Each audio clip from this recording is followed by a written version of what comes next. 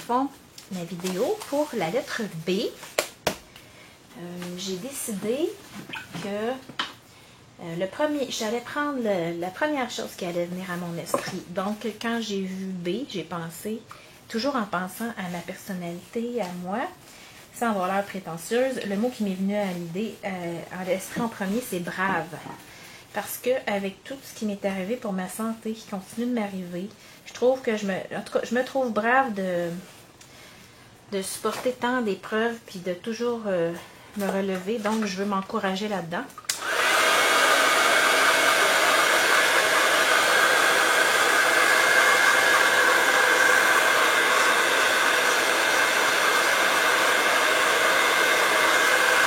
Alors, ce que j'ai fait, ça a été de prendre du gesso et achetez-en une petite bouteille. Vous allez en avoir besoin à quelques reprises pour cet album-là. Puis vous allez découvrir des usages qui sont vraiment intéressants.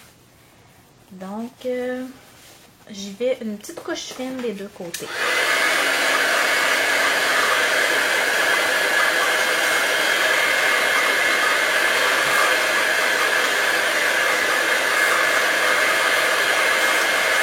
Comme moi, je suis partie, je l'ai dit, je voulais passer ces étiquettes-là qui dorment dans mes armoires depuis des années. Je me retrouve à peu près à la couleur d'un trait vanille, par exemple. Si on compare, là, le fond du papier ici est très vanille.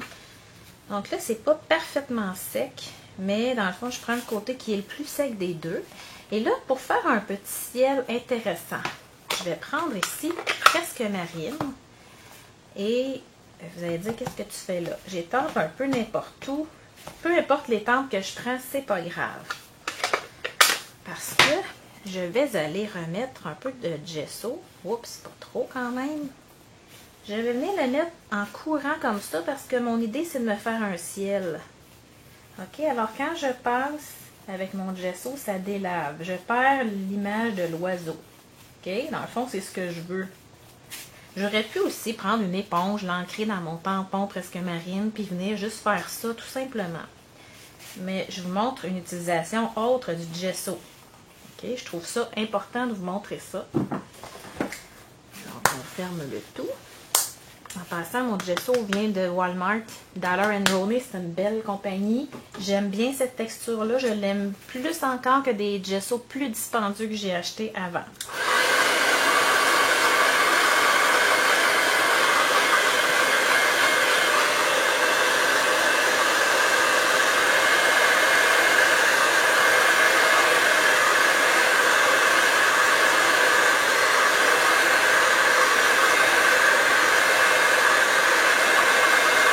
Là, je vous l'ai dit, j'essaie d'improviser devant vous le plus souvent possible, sauf que cette fois-ci, vous avez vu mon étiquette presque finale. Je l'ai fait devant la caméra une fois, j'étais toute fière d'avoir improvisé et j'arrive pour mettre ça dans mon ordinateur, ça n'avait pas enregistré, je ne sais pas pourquoi. Donc, c'est la première fois que ce ne sera pas de l'improvisation, mais mon modèle de base, je l'avais fait devant vous. Alors, bon, moi, brave, quand j'ai regardé mes étampes, ça me disait, bon, ben regarde, t'es comme un arbre dans une tempête qui est assez flexible pour plier, mais qui relève la tête quand la tempête est finie. Voyez-vous, là, ce que je veux vous dire, c'est que sur du gesso, on est porté à glisser plus facilement. Mon motif ici est moins net. J'avais ancré un peu trop parce que le gesso, il absorbe pas l'encre aussi rapidement que si j'étais sur un fond qui n'avait pas de primer, si on peut dire. OK? Et l'encre va sécher moins rapidement. Donc, je vais sécher entre chaque couleur.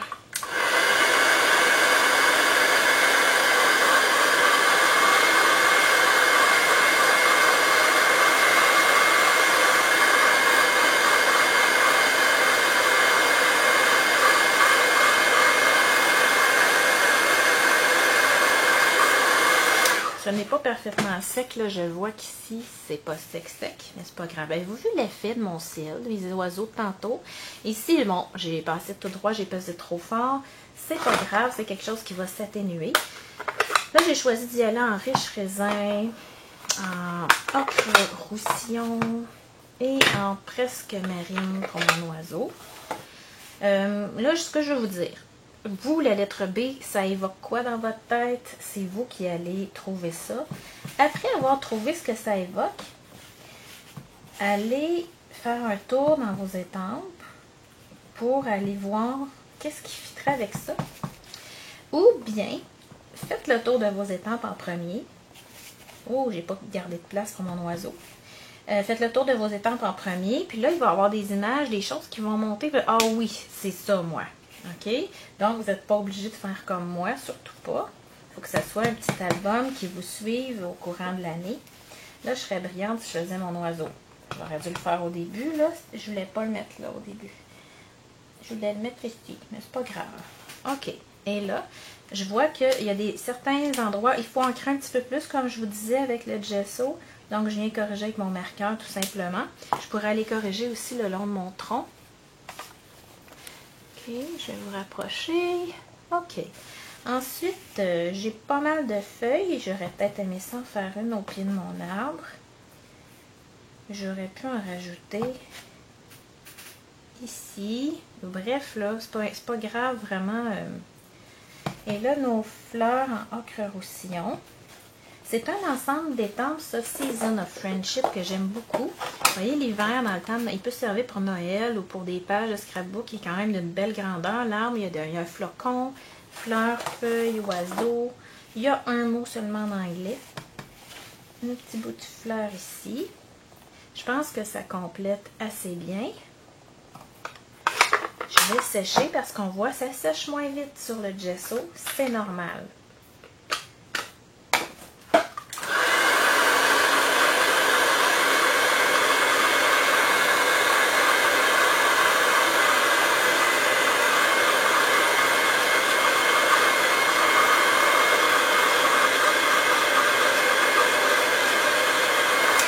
Même que j'aurais pu faire étamper un petit peu plus d'oiseaux dans mon ciel avant de délaver au gesso. Ça aurait fait encore plus de nuances. Alors, j'ai ancré en riche raisin et je m'en viens autour. Là, il faut faire attention, c'est pas tout à fait sec. Mais moi, c'est sûr que devant la caméra, j'essaie de ne pas chauffer trop longtemps. OK, voyez-vous, je viens de faire une trace de doigt ici. Je vais même embarquer un petit peu. Je veux qu'elle soit, comme je disais, je veux qu'il soit vivant, cet album-là. Donc, oui, il va y avoir des erreurs dedans, mais oui, c'est correct. OK. Là, je vais aller écrire « Brave ». En espérant que je n'irai pas tout salir avec la main gauche. J'ai pensé l'écrire le long de mon arbre, du tronc. J'aurais pu prendre une lettre faite avec la Big Shot. J'aurais pu prendre une petite étampe, mais côté petite étampe, j'en ai plus beaucoup. Donc, j'ai choisi de l'écrire à la main.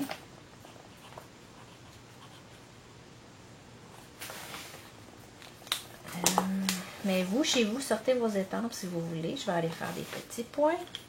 OK. Petite touche que je pourrais rajouter. Ce serait des petites perles. Je vais vous montrer comment je vais les chercher, mes perles. Je vais souvent prendre mes ciseaux comme ça, surtout quand elles sont petites. Donc, en allant les chercher comme ça, j'ai juste à aller les déposer. Ah, je viens de faire une tache. C'est ça qui allait tremper dedans. C'est pas vraiment grave. Ça va être beau quand même. Une autre ici. Voyons. L'ai-je échappé? Et oui. Ah, c'est le point de colle qui est resté dessus. Alors, petit truc ici. Quand vous venez les chercher, allez glisser un petit peu votre ciseau sur le côté. Faites comme un zigzag. Ah, c'est le bout de mon doigt qui fait des taches. OK, alors j'ai mis 3 petites perles. C'est à ça que ça ressemble. Et là, je ne ferai pas tout le temps le dos de la carte. Si ça vous fatigue vraiment, venez mettre un peu de gesso, même avec votre doigt. OK, il n'y a pas de problème. Je sais que c'est pas tout à fait sec. C'est vraiment mon... Regardez la preuve, là. J'en ai ici. OK, ici, j'avais du gesso. Je vais faire la même chose, mais avec des feuilles. Ça aurait pu être n'importe quel motif. Et là, je vais faire la même chose que tantôt. je veux vous donner des petits trucs. C'est pour ça que c'est le fun de les coller ensemble comme ça, 1 à 2 fois par semaine. Okay. Et on vient délaver. Ça va me donner une belle surface pour aller écrire. Et là, vous allez voir sur les photos, cette semaine, j'avais l'idée de mettre, d'aller photocopier la définition du mot brave dans le dictionnaire et de la coller. Parce que sur le coup, quand je me suis dit, ah, c'est brave qui me vient, mais est-ce que c'est vraiment ça, brave, que ça veut dire? Alors, mon réflexe, ça a été d'aller chercher dans le dictionnaire.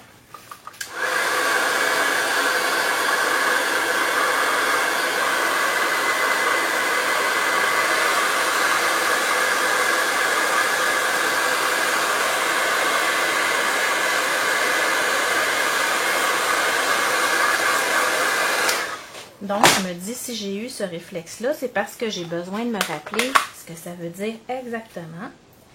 Donc, je vais, pour m'en souvenir, mettre la définition du dictionnaire et je rajouterai peut-être quelques mots. Je ne partagerai pas toujours avec vous l'endos de mes cartes parce que c'est quand même personnel. Il y a des semaines, ça va être plus personnel que d'autres. Mais je vais vous partager quand je décide de la décorer devant vous. Notre objectif premier, c'est le recto, mais le verso, regardez, ça peut être très joli. OK? Là, c'est clair que c'est mes bouts de doigts qui tâchent. Donc, je vais aller chercher un petit peu de gesso pour vous montrer dans le fond. Puis regardez, ça se peut que ça étende la couleur, là. Mais ça étend du vert que j'avais sur le banc, ce qui ne me déplaît pas du tout. Il y a moyen d'aller se rattraper. Oh, là, je fais couler de l'orange. Je pense que je suis mieux de pas trop les retoucher. OK? Comme ça, tout simplement. Je peux y retourner. Voyez-vous, ça prend la teinte de ce qui est en dessous, c'est sûr. Là, ça fait un beau fondu quand même. Alors, c'est ça. Je vous montre celle que j'avais faite tantôt. Avant, mais quand ça ne l'a pas enregistré. Voyez-vous, 2 différences. Ici, j'ai fait mon ciel avec le gesso qui a emporté mes oiseaux bleus. Vous vous souvenez? Ça fait une différence majeure.